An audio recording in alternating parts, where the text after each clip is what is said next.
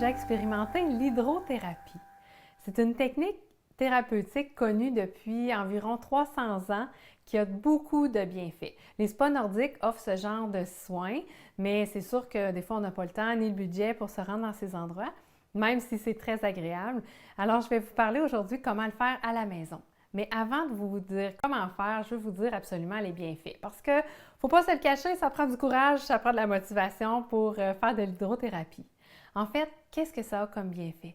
C'est vraiment, ça va vous procurer une détente. Ça va aider au sommeil, ça va aider à l'anxiété, à même traiter certains symptômes de la dépression.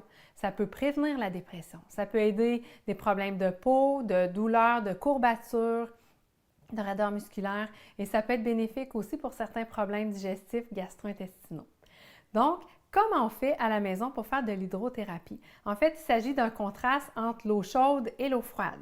Donc, on va sous la douche, on prend une bonne douche chaude, 3 à 5 minutes sous l'eau bien chaude et ensuite, on tourne le robinet à l'eau froide pour un 30 secondes. On peut frotter vigoureusement la peau.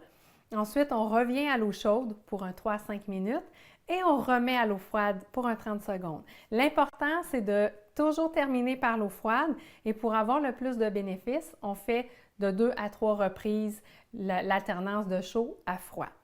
J'ai une très grande mise en garde à vous faire par contre, si vous avez des problèmes cardiaques, des problèmes de pression artérielle, de neuropathie diabétique ou des problèmes de santé sérieux, c'est vraiment important d'en parler à votre professionnel de la santé avant parce que ça pourrait être contre-indiqué pour vous de faire de l'hydrothérapie. Donc, bon courage et à la douche!